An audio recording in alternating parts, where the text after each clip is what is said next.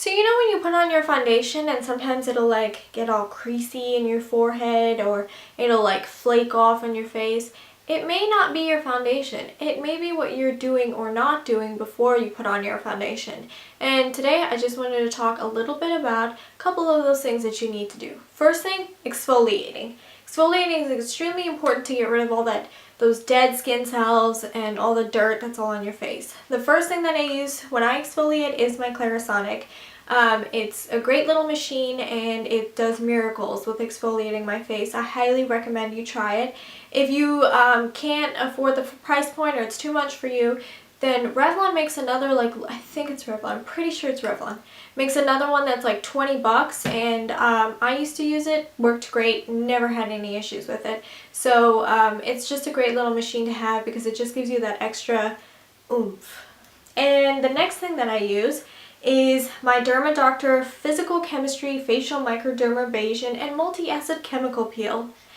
This stuff, yes, is a little pricey, but it is so worth it. I absolutely love this stuff.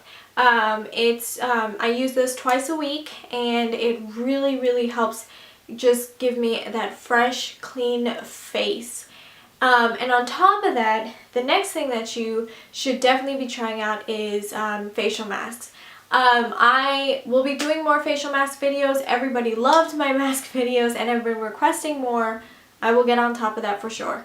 I use a mask about 2 to 3 times a week depending on how my skin is looking, how much makeup I'm wearing, what the weather's like outside, that sort of thing. I just kind of judge it on what's going on with that. So a couple of my favorite masks is the Mask of Magnaminty from Lush. It smells great. Lush has some great masks. They have an oatmeal one that is amazing as well. I just don't happen to have it with me. They're not really that pricey. I think it's worth it.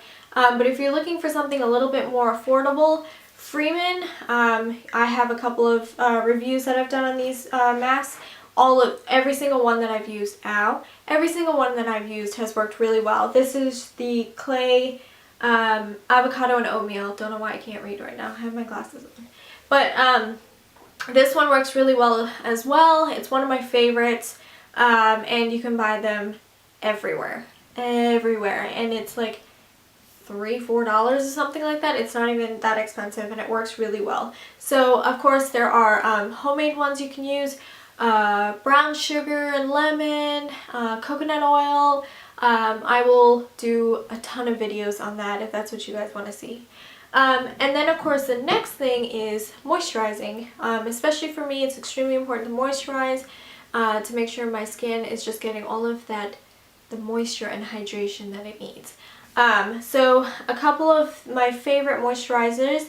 This one is the Aveeno Ultra Calming. I use this because I have a little bit of redness, we all know, on my cheeks and that I have to deal with. So this really helps, take care of that. The next thing is cetaphil. I do love cetaphil. This happens to be the hydrating lotion for dry and sensitive skin. Cetaphil is great for all different skin types. If you have combination, oily, dry, whatever, they have something for you, and it's also very affordable. So the important thing though is when you're putting in your moisturizer, it's important to let it soak in, or else you're going to put your makeup and your primer and everything on top and it's just going to swirl and swish together. So go do something else, put your moisturizer in, give it like a few minutes to just get right into your skin so that it'll do what it needs to do. So once that's settled in, you can go ahead and put on your primer. I know a lot of people that don't use primers don't believe in them. That's fine, it's up to you. I think they make a huge difference, especially because I have these lines like right here where I smile, and then if you see the foundation will settle in, and if I don't use a primer, then I'm walking around like this all day, and with my forehead. So primers don't have to be expensive, they don't have to be complicated. This is the Monistat Chafing gel and it works great. It's got that silicone base that you need just to keep your makeup sitting on top very nicely and not settling into all the creases. This is only a couple of bucks, and the great thing about this too is that it's meant for or intended for, you know, special areas. So you know that it's not, they're not going to put some crazy stuff in it, because if it's great for your sensitive areas, then it's going to be, it's not going to have too many issues on your face. But of course, try everything out and see how it works for you. But this is probably my holy grail primer. I always reach for it. I have tons of other primers, but this one works great. So, and then of course, applying your foundation, you know, you have beauty blenders, sponges, fingers, brushes, whatever you want to do with that. But try some of these things first and just see, because you might be able to unlock the true potential of your foundation.